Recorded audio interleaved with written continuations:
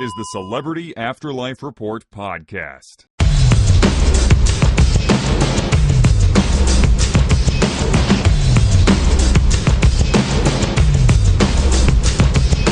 Hello, once again, it's your old pal, the Celebrity Medium, back with another edition of the Celebrity Afterlife Report.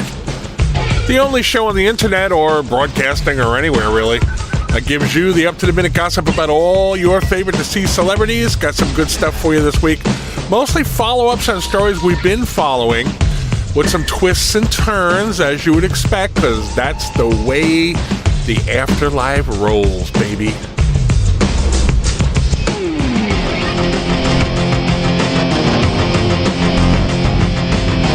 Did I really just say that's the way the afterlife rolls, baby? Now I'm embarrassed and ashamed of myself, frankly. The last few weeks we've been following the story of Robert Guillaume, an acclaimed actor, probably best known as the star of a show called Benson on TV. Started out as Benson Dubois on a show called Soap, which was a parody of soap operas. Then they spun Benson off into his own show of the same name. That was a big hit, ran for several years. He was also the voice of Rafiki in The Lion King. Now, last week, he was approached by former professional wrestler Gorilla Monsoon, who was the talent coordinator for the Shakespearean acting company owned and operated by Vince McMahon Sr, father of the current chairman of World Wrestling Entertainment. And the company was explained to Guillaume by Monsoon, and he was asked to join it. And from what I was told, he seemed a little skeptical about a Shakespearean acting company where most of the performers are former wrestlers. So he kind of hemmed and hawed. And then Monsoon said, why don't you come see one of our performances and then you can make up your mind. So I guess, if only to be polite, he said okay. So he had front row seats for their current production of The Taming of the Shrew. And just like most of the critics, he was absolutely blown away by it. Especially by Joni Laura, who was better known as China when she was wrestling. She's playing the female lead in Taming of the Shrew, and she's gotten great reviews because she's a big gal. Not fat, but muscular, so you wouldn't picture her being a female lead in a Shakespearean play, but yet she's doing it, and apparently she's doing it really well. So based on the performance, he told Monsoon, I'm in. He was so surprised by how good it was. He says, I'm in. So they had a welcoming party for him after the show, and everybody was very happy, and it was noted by some people that Joni Laura was absent. But she cited a personal matter, so it probably doesn't really mean anything, not as far as we know anyway. So Robert Guillaume is definitely on board as a Shakespearean actor. He's done it in the past. He's played, I believe, in Othello and other shows, but he will be now working with the former professional wrestlers.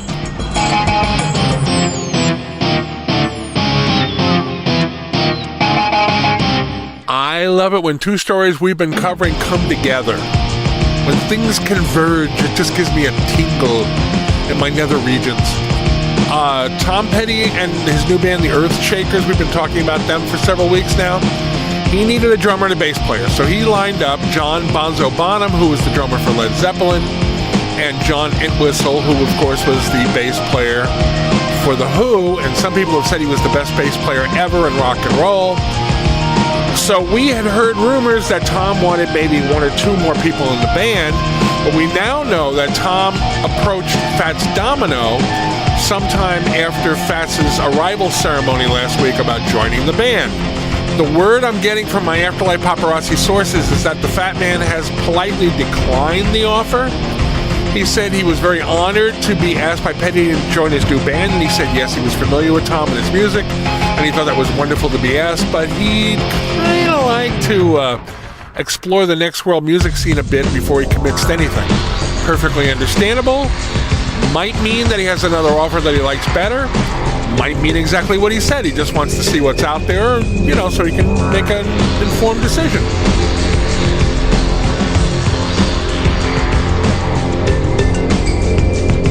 All right, comedian Ralphie May transitioned to the next world, I guess a couple of weeks ago, and he almost immediately got an offer to star in a new sitcom. And the original concept was for it to be basically an exaggerated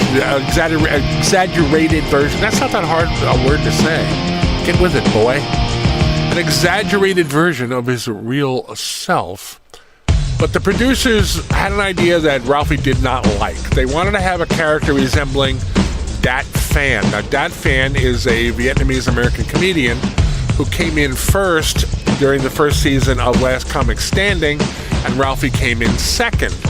Ralphie went on to have a great career, and Dat Phan just kind of disappeared off the comedy radar. And Ralphie said he didn't particularly care for that idea, so no reason to drag Dat Phan into the whole thing, so he talked him out of it. So it has changed somewhat. Now, they had a couple of working titles for it, and I got word about this from one of my sources who is close to the production company. One of the working titles was Come What May, which frankly sucks. That's a stupid title. And another one, which I'm sure was just kind of a joke, was Seinfeld without Seinfeld. And because apparently that was kind of the original conception for the show. It'll be a lot like Seinfeld, but with Ralphie in kind of the Seinfeld place, you know. Well, obviously that wasn't a title they were really going to go with. So they got rid of that. The actual title is going to be Ralphie's Guide to Life. And the way it stands now is his character is going to be a department store worker who wants to be a stand-up comedian. So if I had to guess, I'll guess that he starts out as a department store worker, is kind of frustrated because he wants to be a comedian, he's funny when he's working, and blah, blah, blah. But over time, he becomes a stand-up comedian. That's just my guess. I'm thinking that's what the arc of the show will be. We don't know, but if it follows the pattern of most earthly sitcoms, that's probably how it's going to go.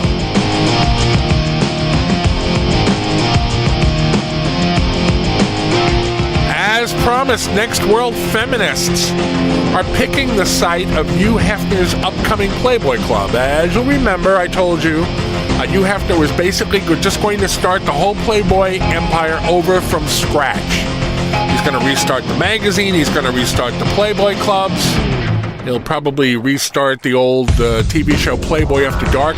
Man, if you can find episodes of that on YouTube or anywhere else online, watch them. They're really like hilariously campy when you watch them today. They're so silly and corny. But as you expect, the feminists say that the entire Playboy empire was sexist when he was running it on the earthly plane, and that from what Hefner said about the new version, they don't think anything's going to change, and they, as feminists, oppose that. So in response to their protests, Hefner put out a press release that said Playboys always celebrated women in their beauty, and you know, the same old crap he was always saying. And I'm not saying it's not true, I'm just saying, you know, what else was he going to say? He also said that the new iteration of the magazine and clubs will continue in the Playboy tradition. It went on to say that Hefner will be personally approaching famous women of history who now reside in the afterlife, and he is going to ask them to pose nude for the magazine. He hinted at particularly wanting Marilyn Monroe. Now, she was in the very first edition of Playboy back in the 50s.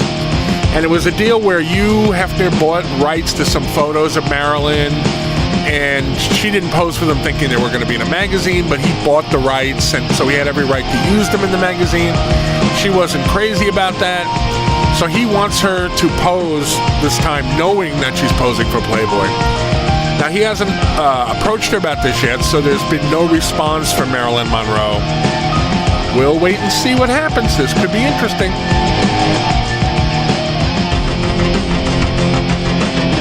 All right, kids, I'm done. I'm going to lock up the Celebrity Afterlife studio for another week, but I will be back next time with another edition of the up-to-the-minute gossip about all your favorite deceased celebrities.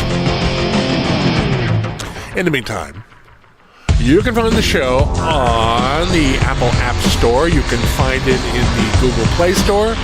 You can find it on YouTube. And if you're in the Los Angeles area or the LA Basin, as pretty much nobody ever calls it, you can find it on K-Chung Radio, AM 1630 on Mondays, on a show called Inspirato Projecto Radio. We are proud that they carry that. We thank them every week for it. I think it's so cool that it's available to people on the radio. I'll be back next week, as I said, with more of this stuff. I'm the Celebrity Medium. Thanks for listening. You've been listening to the Celebrity Afterlife Report podcast. To ask a question about your favorite deceased celebrity, call 818-3-MY-DREAM. 818-3-MY-DREAM. 818-369-3732.